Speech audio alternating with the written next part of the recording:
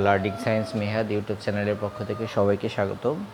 আজকে আমরা চলতরিতের সবচেয়ে গুরুত্বপূর্ণ একটা কোশ্চেন নিয়ে হাজির হয়েছি। আশা করি প্রশ্নটা যদি একদম বেসিক যদি ভালোভাবে বুঝতে পারো, এখান থেকে প্রশ্নে অ্যান্সার করতে পারবে, এবং আমার বিশ্বাস যে এই প্রশ্নটা 100% আসার সম্ভাবনা, 100% আসার সম্ভাবনা। তবে একটা কথা আছে, এখানে রোদের মানটা পরিবর্তন থাকতে পারে।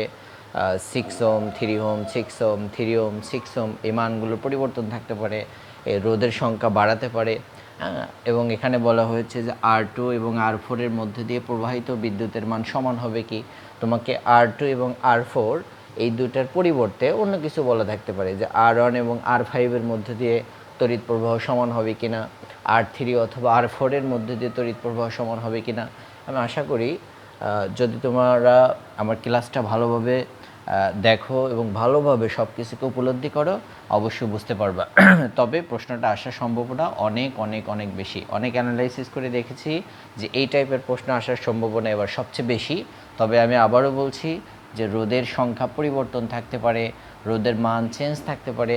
তো এই জন্য তোমাকে বেসিকটা বুঝতে হবে। এবং সবচেয়ে মজার ব্যাপার হলো যে এবার চলতরিৎ থেকে যে একটা কোশ্চেন থাকবে, সেই কোশ্চেনের গ নাম্বারে এইটাই বলা থাকবে যে বর্তনীর তুল্যরোধ নির্ণয় করো।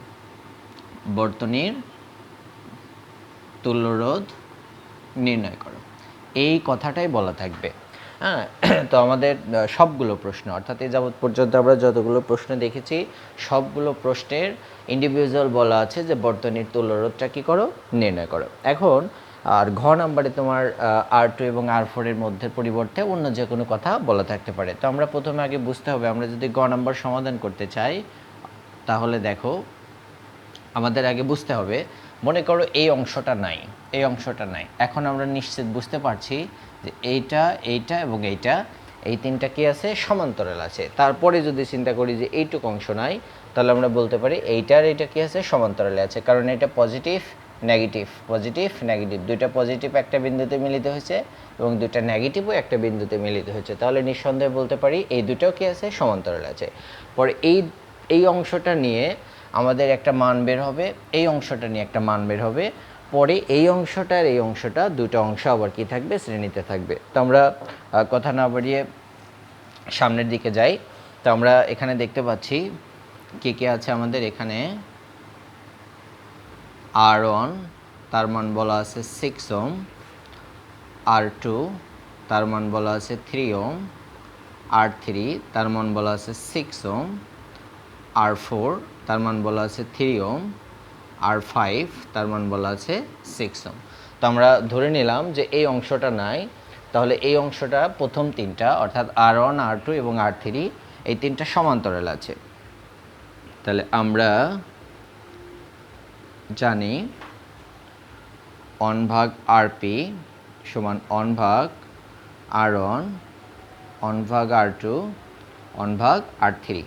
তাহলে 1/RP সমান 1/R1 এর মান 6, R2 এর মান 3, R3 এর মান কত, 6। এবার আমরা যদি 3, 6 এর লসাগু করি, 3 দ্বারা ভাগ দিই, 3 হক্কে 3, 3 দুগুণা 6, 3 দুগুণা 6। আবার 2 দ্বারা ভাগ দেই, 2 হক্কে 2, 2 হক্কে 2। তাহলে লসাগু আমাদের কত হচ্ছে, 6 হচ্ছে। 1/RP সমান 6, 6 হক্কে 6, 3 দুগুণা 6, এখানেও 6 হক্কে 6। তারপরের হিসাবটা আমরা করি,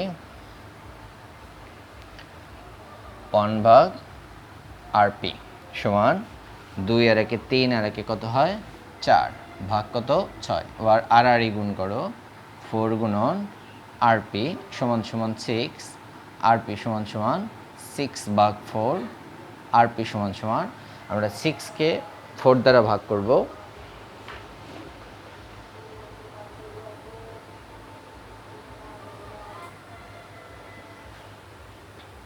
তো আমরা 6কে যদি 4 দ্বারা ভাগ করি, তাহলে আমাদের হয় 1.5 ওম, 1.5 ওম। তাহলে আমরা এইটুকু অংশ, এই যে আমরা দেখতে পাচ্ছি, এটা হলো আমরা এই তিনটা রোধ নিয়ে পাইলাম।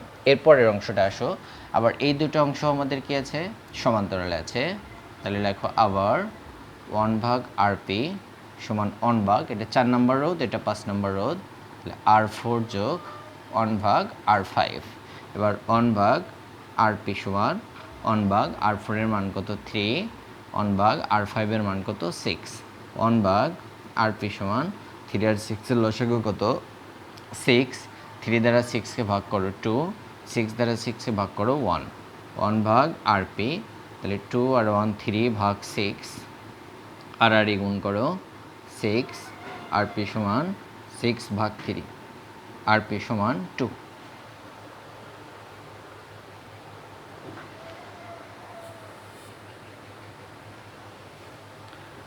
তাহলে আরপি সমান সমান আমাদের কত ওম হয় 2 ওম। এখন দেখো একটা জিনিস ক্লিয়ার করো, আমাদের এখানেও যদি আরপি হয় এখানেও যদি আরপি হয় তাহলে কিন্তু আমরা বুঝতে পারবো না যেটা কোনটা প্রথম অংশের জন্য এবং কোনটা দ্বিতীয় অংশের জন্য। এই জন্য আমরা কী করব, এটাকে 1 বানিয়ে দেবো, 1 1 1 1 1, এবং এই অংশটাকে আমরা কি বানিয়ে দেব 2 বানিয়ে দেব 2, এই অংশটাকে আমরা 2 বানিয়ে দিলাম। তাহলে এখন আমরা বুঝতে পারলাম যে এই অংশটা হলো RP1 এবং এই অংশটা হলো আমাদের RP2। এখন দেখো এই তিনটা অংশ নিয়ে আমরা পেয়েছি RP1 আর এই দুটো অংশ নিয়ে আমরা পেয়েছি RP2। এখন নিশ্চয় এই তিনটে মিলে একটা হয়ে গেছে আর এই দুটো মিলে একটা হয়ে গেছে, তখন রোধটা আমাদের কেমন হয়েছে, ধরো এই একটা হয়েছে আর এই একটা হয়েছে, এটা হলো আমাদের RP1, এটা হলো আমাদের RP2। তাহলে এই অংশটা এখন কী অবস্থা আছে, শ্রেণীতে আছে। এই জন্য আমরা লিখব আবার RH সমান সমান RP1 যোগ RP2। তাহলে RP1 এর মান কত 1.5, RP2 এর মান কত 2, আমরা যদি দুইটা যোগ করি 3.5 ওম। অতএব বর্তনীটির তুল্য রোধ 3.5 ওম। আশা করি বুঝতে পারছো। এখন তোমার এই জায়গাগুলোতে চেঞ্জ থাকতে পারে, এখানে রোধ বাড়াতে পারে অথবা কমায় দিতে পারে, এখানে আরেকটা রোধ সংযোগ করে দিতে পারে, এরকম থাকবে। সবাই একটা স্ক্রিনশট দিয়ে নাও, তারপরে তুলে নিও। এরপরে আমরা পরবর্তী প্রশ্ন নিয়ে আলোচনা করব। দেখো R2 এবং R4 এর মধ্যে দিয়ে প্রবাহিত বিদ্যুতের মান সমান হবে কি, বলা হয়েছে R2 এবং R4, অর্থাৎ R2 এই যে আমি যেটা দেখাই দিলাম এইটা, আর R4 এইটার মধ্য থেকে একই পরিমাণ তড়িৎ প্রবাহিত হবে কি না। আচ্ছা, আমরা একটু খেয়াল করি, আমরা সাইডে ঘ নাম্বারের জন্য মানগুলো একটু রেখে দিই। অর্থাৎ RP1 তার মান পেয়েছি আমরা 1.5, RP2 তার মান পেয়েছি আমরা কত 2 ওম, 2 ওম, এই দুটা মান আমরা রেখে দিলাম। আচ্ছা, এখন খেয়াল করো একটা জিনিস বুঝাই। মনে করো যে এইখানে একটা রোধ আছে, এইখানে একটা রোধ আছে, এইখানে একটা রোধ আছে, তিনটা রোধ আছে এবং এর মধ্য দিয়ে 10 এম্পিয়ার বিদ্যুৎ প্রবাহিত হচ্ছে। কত এম্পিয়ার? 10 এম্পিয়ার বিদ্যুৎ প্রবাহিত হচ্ছে। তাহলে কী হবে, নিশ্চয় এইখানে এই 10 এম্পিয়ার বিদ্যুৎ কয় ভাগে বিভক্ত হয়ে যাবে, 3 ভাগে, এই এক ভাগ, এই এক ভাগ, এই এক ভাগ। এখন তোমার এই যে সমস্ত পরিমাণ অর্থাৎ টোটাল যে পরিমাণ বিদ্যুৎ প্রবাহিত হচ্ছে সেই বিদ্যুৎ প্রবাহ দিয়ে আমরা একটা বিভব পাবো। সেই বিভবটা মনে করো এই প্রান্ত আর এই প্রান্তের বিভব। সাপোজ ধরো এই প্রান্ত আর এই প্রান্তের বিভব যদি 5 ভোল্ট হয়, 5 ভোল্ট হয়, তাহলে প্রত্যেকটা রোধেরই দুই প্রান্তের বিভব কিন্তু কত ভোল্ট, 5 ভোল্ট। আমি কি জিনিসটা বোঝাতে পারলাম? অর্থাৎ মনে করো ব্যাপারটা এমন যে এইখান থেকে বিদ্যুৎটা 3টা ভাগে ভাগ হয়ে গেছে, 3টা ভাগে। এই জায়গায় আসার পর বিদ্যুৎটা আবার এক জায়গায় মিলিত হয়েছে। তাহলে যে জায়গা থেকে বিদ্যুৎটা ভাগ হয়ে গেল সেই প্রান্ত আর যে জায়গা থেকে বিদ্যুৎটা আবার মিলিত হলো সেই প্রান্তের বিভব যদি আমরা বের করতে পারি, সাপোজ ধরো এখানকার বিভব 10 ভোল্ট, এইখানকার বিভবও 10 ভোল্ট, তাহলে বোঝা যায় এর মধ্যবর্তীতে যতগুলো রোধ থাকবে প্রত্যেকটা রোধের বিভবও আমাদের কত ভোল্ট, 10 ভোল্ট থাকবে। তো আমাদের সেইটাই লক্ষ্য করতে হবে যে R2 এবং R4, আমরা R2 এবং R4 এর মধ্য দিয়ে বের করতে হলে আগে আমরা দেখব যে এই যে এইখানে কিন্তু বিভবটা দেওয়া আছে, আমাদের বের করতে হবে এই প্রান্তের বিভব আর এই প্রান্তের বিভব। মনে করো এইটুকু অংশ নাই, তাহলে এই প্রান্ত আর এই প্রান্তের বিভব যদি আমি বের করতে পারি, মনে করো এই প্রান্ত আর এই প্রান্তের বিভব হলো 4 ভোল্ট, এর মানে বোঝা লাগবে R1 R2 এবং R3 প্রত্যেকটারই দুই প্রান্তের বিভব হলো 4 ভোল্ট। তারপরে আমাদেরকে বের করতে হবে, মনে করো এই অংশটা নাই, তাহলে এইটারও দুইটা পার্ট, এই একটা পার্ট, এই একটা পার্ট। এখন এইটা কিন্তু এই দুইটার তার এই বিন্দুতে মিলিত হয়েছে, আর এইটা এখানে আসছে, আর এইটা এই প্রান্ততে আবার এইখানে মিলিত হচ্ছে। তাহলে এইখানকার যদি আমরা বিভব বের করতে পারি, তাহলে বোঝা যাবে এর মধ্যবর্তী যতগুলো রোধ আছে প্রত্যেকটা রোধের বিভব পার্থক্য কিন্তু ওই যে রোধ বা যে ভোল্ট পাবো সেই ভোল্ট। এখন মনে মনে প্রশ্ন থাকতে পারে যে এই যে এখানে তো ভোল্ট দেওয়া আছে, তাহলে আমাদের ভোল্টটা বের করার কি দরকার? হ্যাঁ, এখানে একটা গুরুত্বপূর্ণ কথা আছে। এইখানে যে ভোল্টটা দেওয়া আছে, যে বিভবটা দেওয়া আছে, সেটা কিন্তু পুরো সার্কিটের বিভব। এটা কিন্তু ইন্ডিভিজুয়াল আমরা বলতে পারবো না যে শুধু এইটুকু অংশের বিভব অথবা এই অংশের বিভব। মনে করো এই অংশের বিভব হলো V1 আর এই অংশটার বিভব হলো V2। এই V1 যোগ V2 এই দুইটার যোগফল হলো V, অর্থাৎ V1 যোগ V2 যদি তুমি যোগ করো তাহলে হলো কত ভোল্ট? 14 ভোল্ট। তাহলে আমাদের দরকার হলো শুধুমাত্র এই অংশের দুই প্রান্তের বিভবটা কত এবং এই অংশের দুই প্রান্তের বিভবটা কত। এই জন্য আমরা কি করে নেব, আগে এই অংশের দুই প্রান্তের বিভবটা বের করে নেব। এই অংশের দুই প্রান্তের বিভব যদি বের করতে চাই, তাহলে আমাদের কি করতে হবে? নিশ্চয়ই সূত্র ফেলতে হবে, I সমান V ভাগ R। আমরা যদি এই অংশটা ফেলতে চাই, তাহলে পুরা অংশের পুরা সার্কিটের আমরা তুল্যরোধ কত পেয়েছি দেখো, RH সমান সমান কত?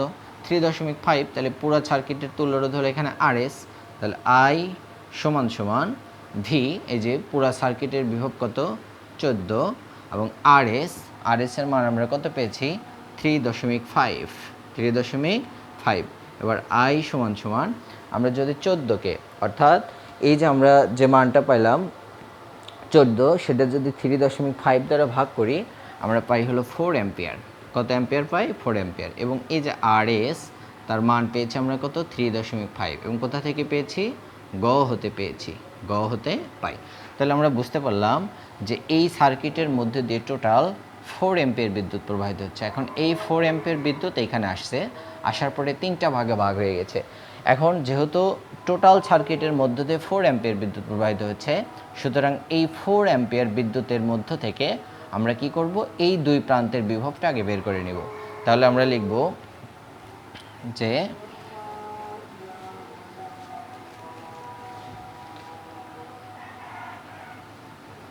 এখন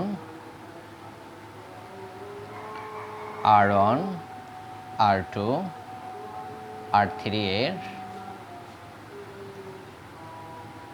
তুল্যরোধ আমরা কত পাইছি? RP1 সমান সমান 1.5 ওহম, অর্থাৎ R1 R2 এবং R3 এটা নিয়ে যে তুল্যরোধ পেয়েছি সেটা হলো 1.5। এখন দুই প্রান্তের বিভব বের করব।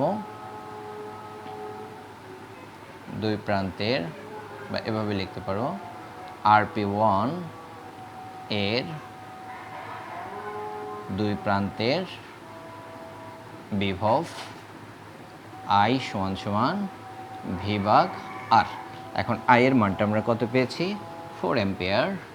এই বিভব আমরা বের করব। এবং R আমরা যেহেতু এই তিনটা অংশের কাজ করতেছি, R1 R2 এবং R3, R1 R2 এবং R3 এর তুল্যরোধ RP1, তাহলে এখানে হয়ে যাবে RP1। এবং RP1 এর মান কত?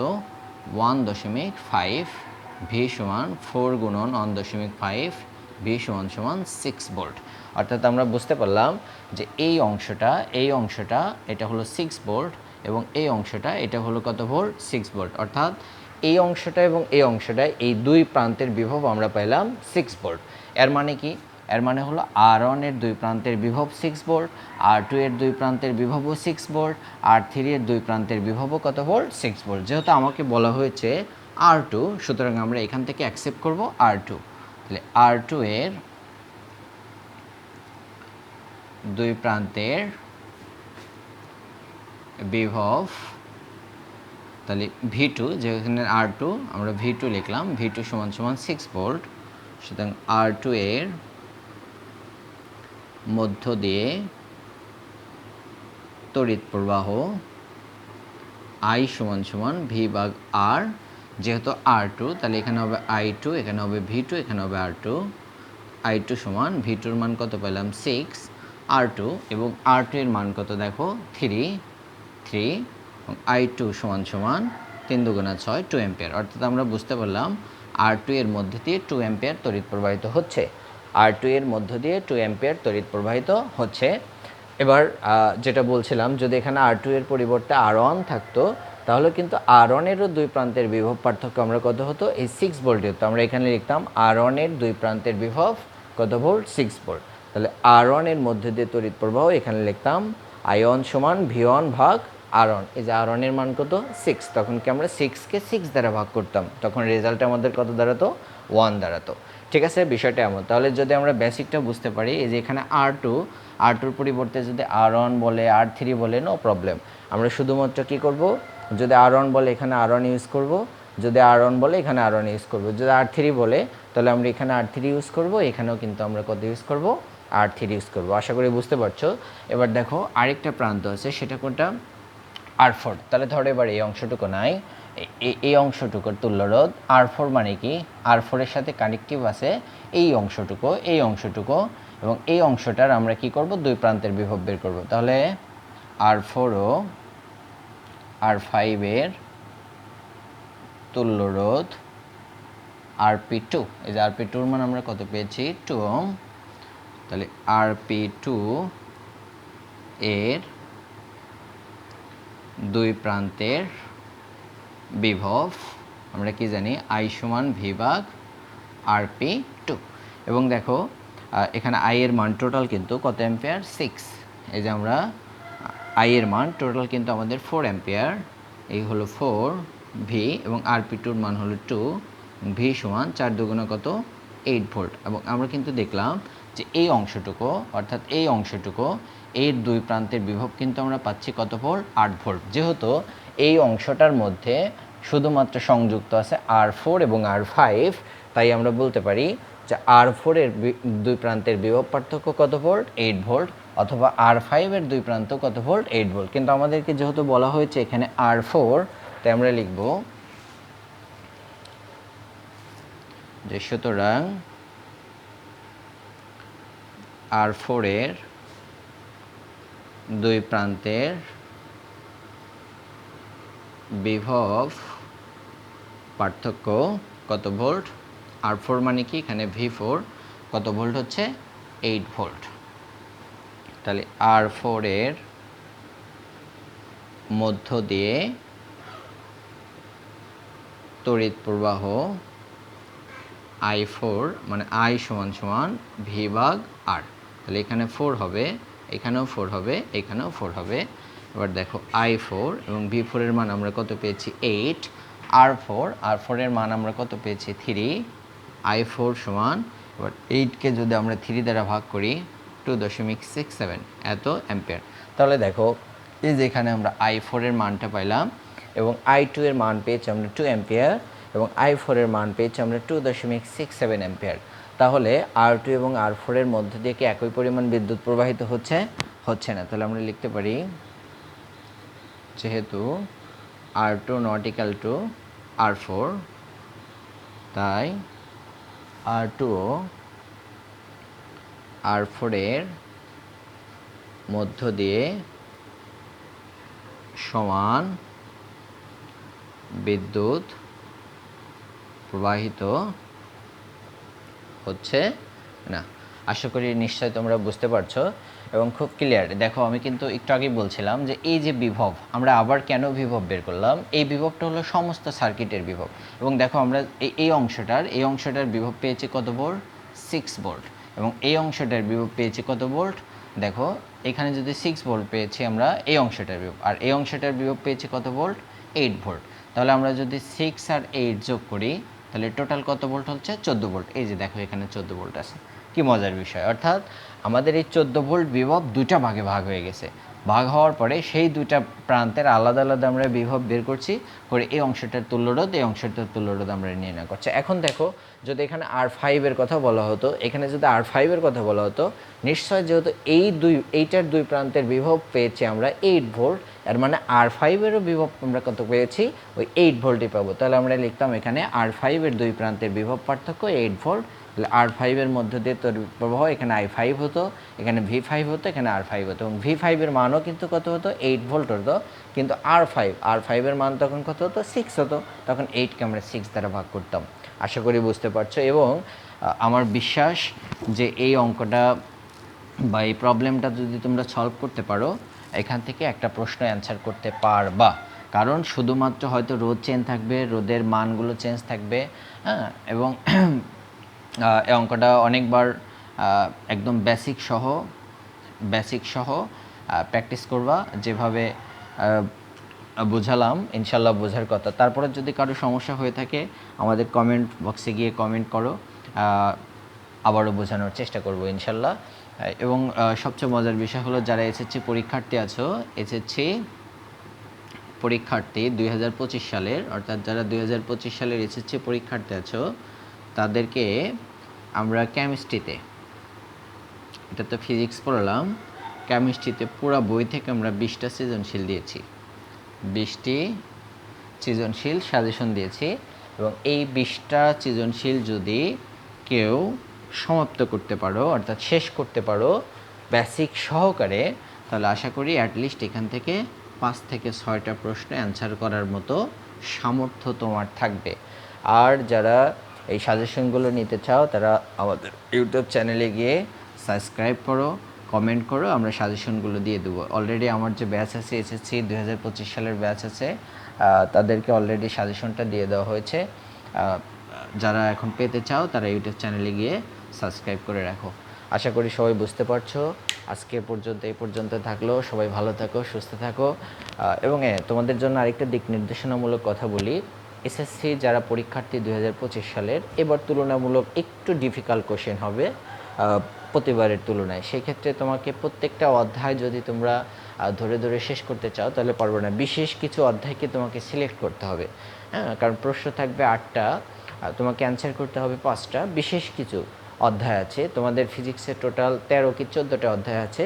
সবগুলো অধ্যায় থেকে প্রশ্নকে অ্যাক্টিভেট না করলে হবে, তুমি 5টা প্রশ্ন অ্যান্সার করার জন্য 7টা অধ্যায়কে সিলেক্ট করবা খুব ভালোভাবে, যে আমি এই 7টা অধ্যায় থেকে প্রশ্ন অ্যান্সার করতে পারবই, এরকমভাবে তোমাকে প্রিপারেশন নিতে হবে। এবং এর জন্য আমাদের সর্বোপরি তোমাদের সহযোগিতা থাকবে। তোমাদেরকে সহযোগিতা করার জন্য আমাদের সর্বোচ্চ চেষ্টা থাকবে। তোমরা আমাদের ইউটিউব চ্যানেলটাকে সাবস্ক্রাইব করে রেখো। আমরা পরীক্ষার আগ পর্যন্ত তোমাদেরকে বিভিন্ন ধরনের দিক নির্দেশনামূলক, বিভিন্ন ধরনের সাজেশন, বিভিন্ন প্রশ্নের সমাধান করে দেওয়ার চেষ্টা করবো ইনশাল্লাহ। সবাই ভালো থাকো, সুস্থ থাকো।